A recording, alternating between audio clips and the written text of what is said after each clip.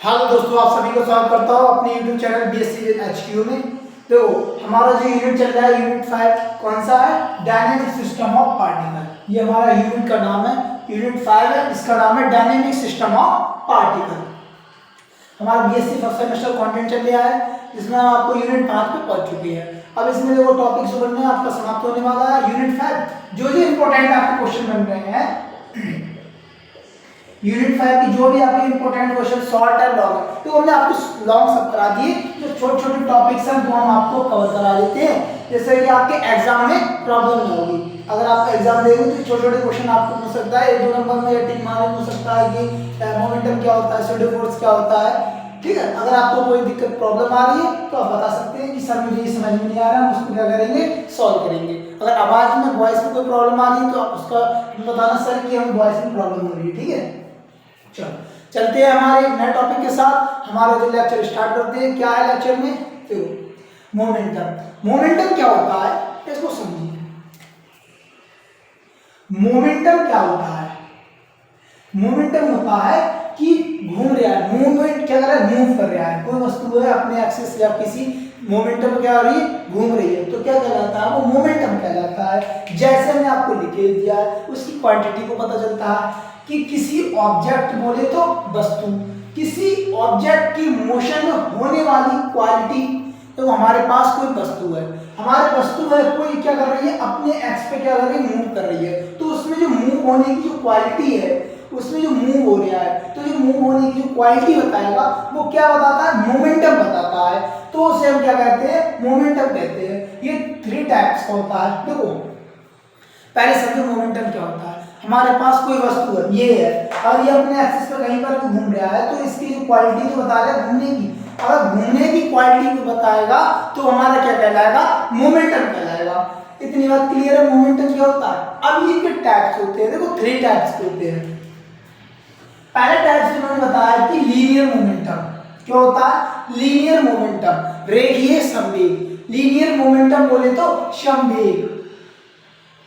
ठीक है, linear momentum रेखीय संवेग क्या कहलाएगा, कोणीय से होगा, कोणीय संवेग जिसे हम कहते हैं। लीनियर मोमेंटम बोले तो रेखीय संवेग, ये होगा रेखीय संवेग। अगर कोई रेखा पर मूवमेंट हो रहा है, हमारे पास कोई पथ है, रेखा पर क्या कर रहा है, उसकी वैल्यू ये कहीं ये है, मूवमेंट हो रही है, तो हमारा क्या कहलाएगा, लीनियर मोमेंटम कहलाएगा। और ऑर्बिटल क्या होता है? जैसे आपने ऑर्बिटल देखे हैं, हमारे पास एक न्यूक्लियस होता है, इसमें क्या होता है, न्यूट्रॉन और प्रोटॉन। ठीक है, इसके चारों ओर क्या लगाते हैं, ऑर्बिटल जो कक्षक होते हैं, इसमें इलेक्ट्रॉन क्या होते हैं, चक्कर लगाते हैं ऑर्बिटल फॉर्म में। कहने का अर्थ है कि किसी बिंदु के चारों ओर जो हमारे पास घूमेगा उसे हम क्या कह लेंगे, ऑर्बिटल मोमेंटम कहलाएगा। ठीक, और अगला हमारा स्पिन एंगुलर मोमेंटम। क्या होगा, स्पिन एंगुलर बोले तो कोणीय संवेग। तो कोणीय संवेग क्या होगा, जैसे हमारे पास लट्टू है, ठीक है, कोई लट्टू है, आपने घुमाया तो वो अपने क्या करेगा, एक वृत्ताकार पथ पे क्या करेगा, गति करेगा, वो अपने पथ पे क्या करेगा, मूव करेगा। तो मूव क्या कहलाएगा, एंगुलर मोमेंटम कहलाएगा। अपनी एक्सिस पर कोई वस्तु या ऑब्जेक्ट मूव करता है उसे हम क्या कहते हैं, स्पिन एंगुलर मोमेंटम कहलाता है।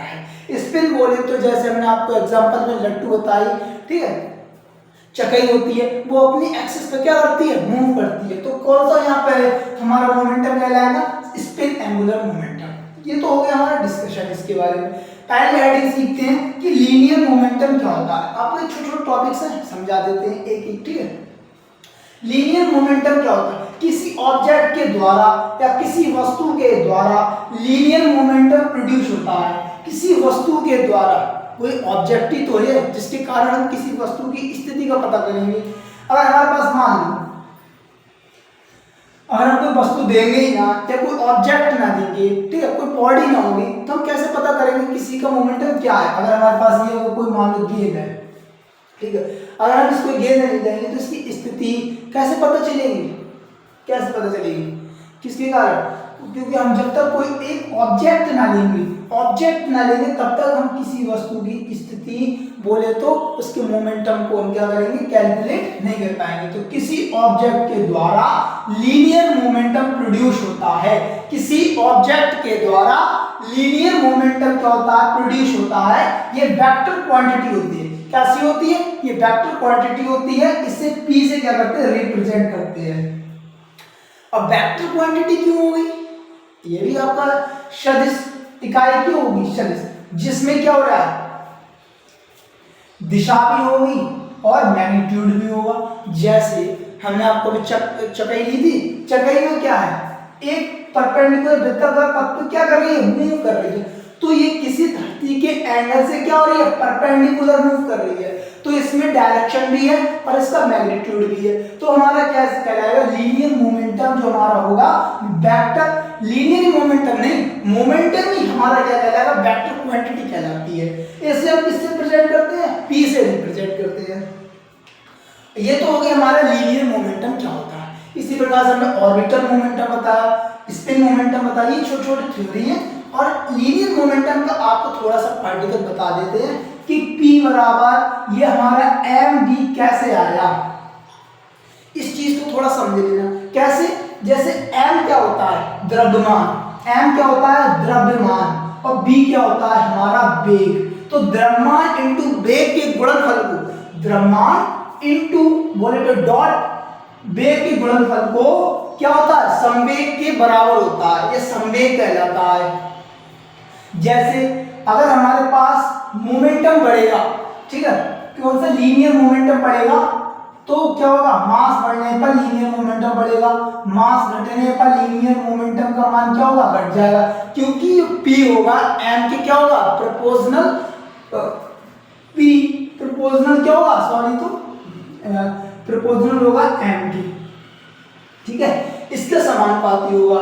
द्रव्यमान बढ़ने पर क्या हो जाएगा, मोमेंटम बढ़ेगा, और द्रव्यमान कम होने पर मोमेंटम कम हो जाएगा। इसी प्रकार वेग बढ़ने पर मोमेंटम बढ़ेगा और वेग कम होने पर मोमेंटम घटेगा। अब पढ़ते हैं linear momentum of A system of particle क्या होता है। माना, अब इसको समझो, सिस्टम क्या कहता है, linear momentum of A system of particle. हमारे पास कोई सिस्टम दिया है, इसको हम रब कर देते हैं, आप समझ आएंगे, छोटा सा टॉपिक है, बस समझ जाना, कुछ नहीं है, ठीक है। अगर एग्जामिनर इस चीज की क्वेश्चन पूछेगा तो आप कर सकते हो, ठीक है। यहाँ पर दुनिया के द्वारा, ऑब्जेक्ट के द्वारा। अब जैसे हमारे पास कोई निकाय है या कोई सिस्टम है, सिस्टम में इसमें कोई द्रव्यमान है और वेग भी है, क्या कर रहे हैं, क्या कर रहे हैं, मोशन कर रहे हैं, गति कर रहे हैं, तो mv mv2, यानी कि हमारे पास कई द्रव्यमान होंगे और कई क्या होंगे, वेग होंगे। तभी तो हम क्या करेंगे, कैलकुलेट करेंगे, किसको कैलकुलेट करेंगे, लीनियर मोमेंटम, बोले तो p को। हम किसे ज्ञात कर रहे हैं, इसे p की कंडीशन को ज्ञात कर रहे हैं। कैसे, जैसे हमारे पास कोई निकाय दिया है, ठीक है, निकाय बोले तो सिस्टम दिया है, इस सिस्टम में इसका मास और वेलोसिटी भी दी है। m1 हमारे पापास क्या है, वेलोसिटी, m2 की वेलोसिटी है, और m3 भी हमारे पास वेलोसिटी है, और वेलोसिटी भी है, और क्या है, मास भी है, साथ साथ है। तो कह रहा है कि माना n पार्टिकल का कोई सिस्टम है, n पार्टिकल बोले तो इसमें मेरे पार्टिकल, छोटे छोटे पार्टिकल क्या होंगे, एक समान रूप से क्या होंगे, इसमें प्रेजेंट होंगे, एक समान रूप से इसमें क्या होंगे, प्रेजेंट होंगे।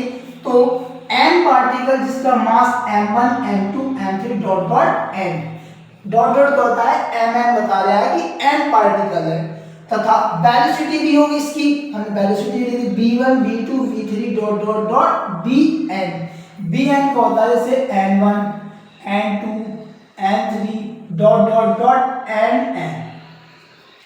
अगर हमारे पास द्रव्यमान पूछ रहा है तो n पार्टिकल का द्रव्यमान हो गया। तो इसी प्रकार b1 b2 b3 dot dot bn होता है n पार्टिकल के लिए।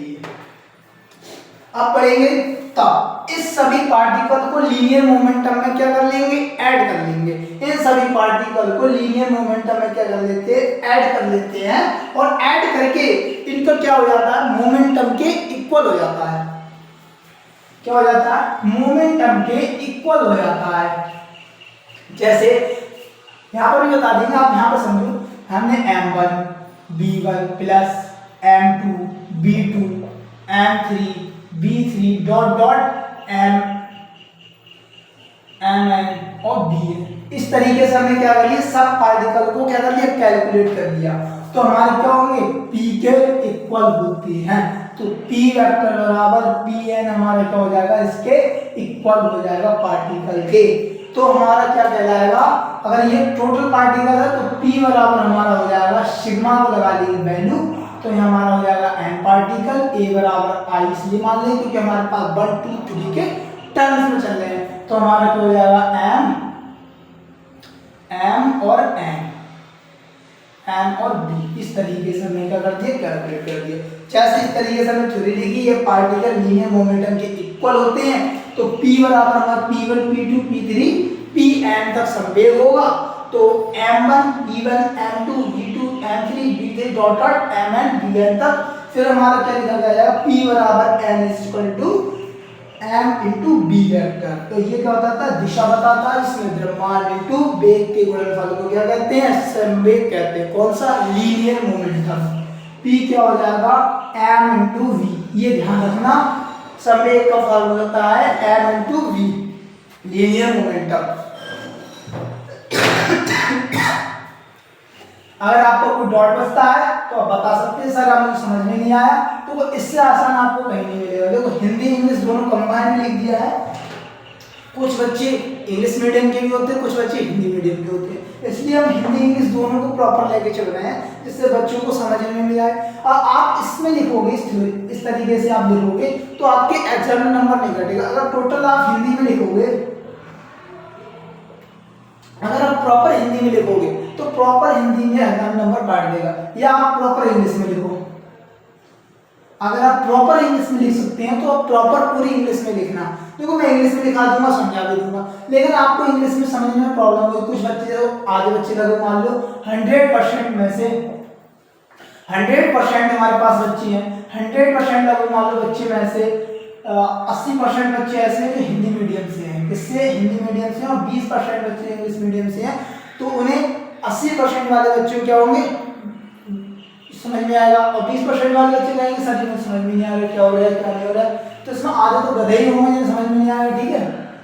अगर मेरा कोई आपको डॉट हो रहा है, किसी चीज को समझने में प्रॉब्लम हो रही है, तो आप कमेंट बॉक्स में बता सकते हैं। और हमारा अगर कंटेंट आपको पसंद आ रहा है तो चैनल को लाइक करें, सब्सक्राइब करें और शेयर करें, ठीक है। और आपकी हमने एक अनाउंसमेंट करना चाहता हूँ कि हमारा जो बीएससी फिजिक्स है, ठीक है, बीएससी में फिजिक्स है, जो हमारी बुक हो चुकी है फर्स्ट बुक कौन सी है, मैथमेटिकल फिजिक्स। इसमें हम आपको इंपॉर्टेंट क्वेश्चन लेके आ रहा हूँ। इस दिवाली आपको इंपॉर्टेंट क्वेश्चन मिलेंगे कि आपको कौन कौन से क्वेश्चन पढ़ के जाना आपके क्या यूनिवर्सिटी एग्जाम में छपने वाली है, ठीक है। ये वाले आप क्वेश्चन कर लेना, आपके प्रत्येक यूनिट के हिसाब से मैं आपके क्वेश्चन डाल दूंगा। जैसे यूनिट 1 पढ़ी है, अगर यूनिट 1 है तो इसमें हम बता देंगे कि वेक्टर कैलकुलस में या वेक्टर में कौन कौन से क्वेश्चन इंपॉर्टेंट है, ठीक है। इस प्रकार से इस दिवाली से पहले हम आपको फर्स्ट बुक को बता देंगे इंपॉर्टेंट क्वेश्चन कौन कौन से हैं। ये हमारा न्यूटन मैकेनिक्स चल रहा है, इसके जो भी क्वेश्चन मैं करा चुका हूँ, ये सब अपने आप में इंपॉर्टेंट क्वेश्चन है। कुछ एक क्वेश्चन बचते हैं वो भी मैं आपको बता दूंगा। और कल या परसों से आपका नया यूनिट स्टार्ट हो जाएगा, यूनिट 3 हमारा स्टार्ट हो जाएगा। कौन सा यूनिट, सॉरी 6 स्टार्ट होगा। कौन सा स्टार्ट होगा, यूनिट 6 स्टार्ट होगा। आज के लिए बस इतना ही, मिलते हैं कल नए लेक्चर के साथ। धन्यवाद।